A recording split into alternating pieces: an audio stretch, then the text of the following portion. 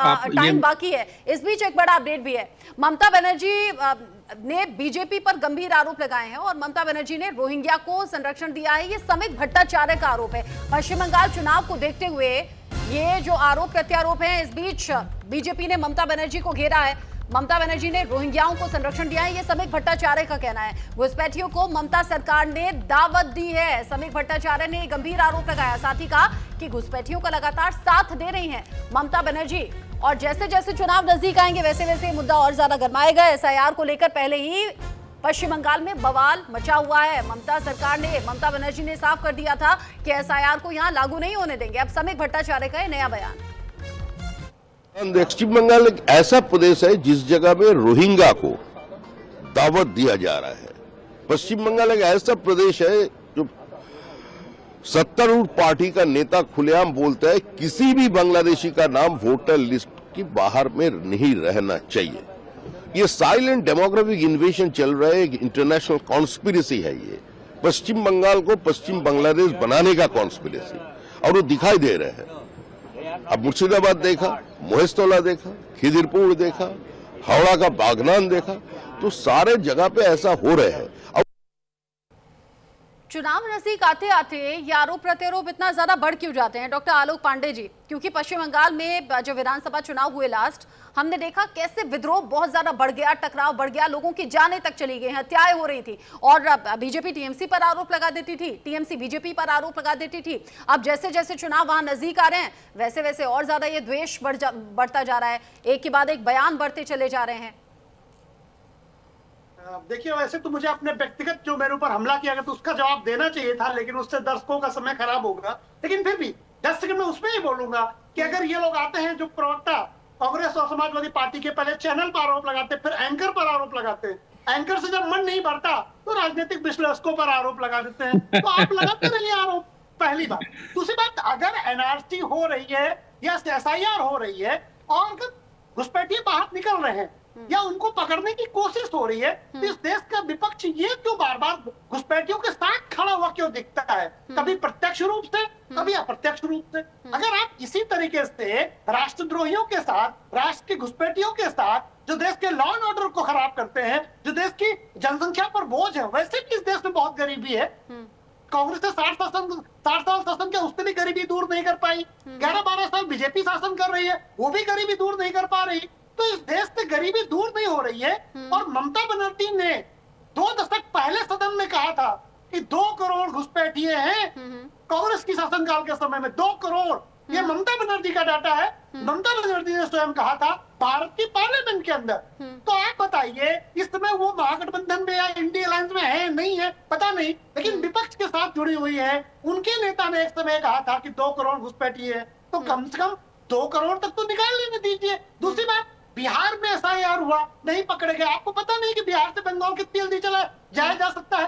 बंगाल और बांग्लादेश बॉर्डर में सैकड़ों वीडियो वायरल हैं जो लगातार 24/7 वो बांग्लादेश जा रहे हैं। क्या आपने वो वीडियोस देखे नहीं है? तो इसलिए घुसपैठियों के मुद्दे पर मेरी भाई सबको, पूरे राजनीतिक दलों को ये सलाह है। लेकिन जब बात ममता बनर्जी से होती है, जब बात टीएमसी पर आरोप लगाने को लेकर होती है, तो सीधे सीधे वो ये कहते हैं कि कैसे कोई सीमा पर पार करके किसी राज्य में आ सकता है। फिर तो सवाल बॉर्डर सिक्योरिटी को लेकर होना चाहिए, और जो सीधे जवाबदेही बनती है वो केंद्र सरकार की बनती है। आलोक पांडे जी, बिल्कुल। देखिए, बॉर्डर सिक्योरिटी फोर्सेस की भी फेल्योर है 2 दशक में, भारतीय जनता पार्टी की भी फेल्योर है। सबसे पहला सवाल तो उसी से होना चाहिए ना।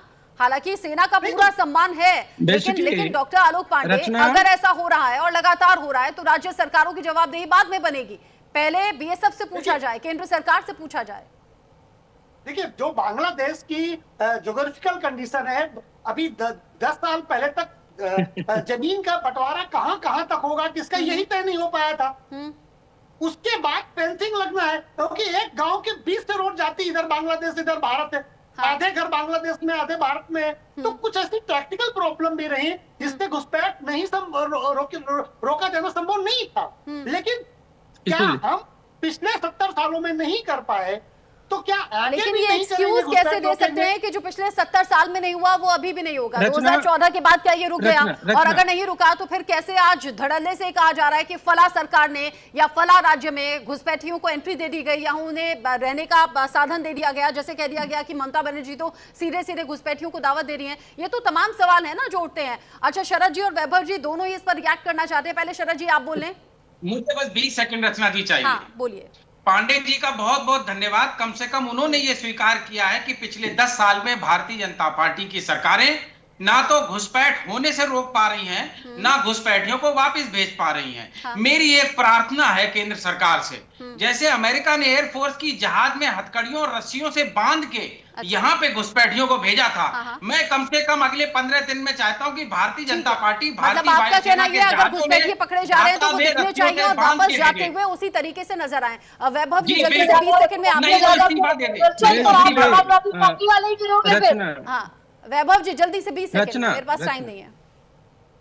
रचना बेसिकली ऐसा है कि गृह मंत्री अमित शाह जी बिहार में ये कहते देखे कि हम नहीं रोक पा रहे हैं, तो बेशर्मी से ये जो घुसपैठिया हो रहा है वो तो पहले बंद होना चाहिए। यानी अरे आप कह रहे हैं प्लीज, कि या तो प्लीज, उनका अपर्णा जिक्र ही इधर- ना हो या तो ऑन और रिकॉर्ड ही जब- बताया जाए कि जब- कितने घुसपैठिए हैं।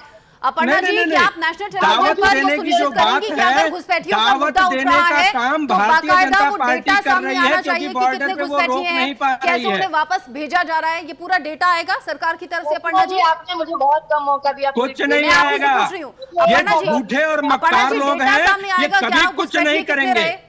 आप ये शांत झूठे हो और जाइए ना, मक्कार वैभव जी लोग हैं, उनको बोलने अपने तो बातों दें। से पलट एक जाते लौती हैं, महिला ये पैनलिस्ट कभी है, कुछ बोलने नहीं दें, थोड़ा करेंगे। सम्मान और रखिए, अमित शांत हो शाह जाए। वैभव जी नहीं, मेरे पास लास्ट जिम्मेदार 1 हैं मिनट दावत है। के लिए। अपर्णा जी बोलेंगी नहीं, शांत। अपर्णा जी जल्दी से। कृपया आपका प्रश्न दोबारा रिपीट कर मैं दीजिए। पूछना चाह रही हूँ, अगर घुसपैठिए हम बार बार सुन रहे हैं तो क्या वो डेटा सामने आएगा कि इतने घुसपैठिए हैं, अब इन्हें हम वापस भेज रहे हैं, डिपोर्ट कर रहे हैं? बिल्कुल बिल्कुल आएगा, मैं आपको अश्योर करती हूँ। ये विपक्ष का हमेशा का है। विपक्ष तो ये भी कहता आ रहा है लगातार SIR क्यों होगा। पूरे बिहार में माहौल बना के रख दिया था विपक्ष वालों ने। बिहार में तो माहौल सबसे ज्यादा लेकिन आप लोगों ने बनाया था। बिहार में इलेक्शन खत्म हो गया, ये बताया ही नहीं घुसपैठिए कितने हैं। देखिए पूरी बात हो जाने सत्ता की जवाबदेही से भागने का भरसक प्रयास है और वैभव जी मीडिया बोलने के दें, बंधु भी उन्हें इसमें बोलने दें आप। सहयोग कर रहे हैं, ये गलत। अरे फर्जी बात में वोटिंग रुके, ये तो यही नहीं चाहते। इनका तो ये कहना था कि जवाब देखिए, नहीं हमारा आया वोट कि तो बिहार होगा। में कितने इन्होंने घुसपैठिए वोट पाए नहीं गए। किया, इनको जवाब लगा नहीं कि आया 2024 कि में जिस घुसपैठ प्रकार से रोकने में उन्होंने अमित शाह जब विफल हैं तो उसके लिए क्या वो इस्तीफा देंगे? इन बातों पे चर्चा नहीं होगी, सिर्फ ठीक विपक्ष पे है, हम तो उसके कुछ सकारात्मक नतीजे आने चाहिए। अगर बार बार बात घुसपैठियों की हो रही है, दूसरे देश से आए हुए बसे हुए लोगों की हो रही है, इलीगल तरीके से रह रहे हैं, तो वो डेटा अब सरकार की तरफ से दिया जाए और ये बताया जाए कि एक्शन क्या लिया गया सरकार की तरफ से, तब तो माना जाएगा कि सही दिशा में चीजें चल रही हैं। अभी के लिए आप सभी का शुक्रिया। अपर्णा जी, शरद जी।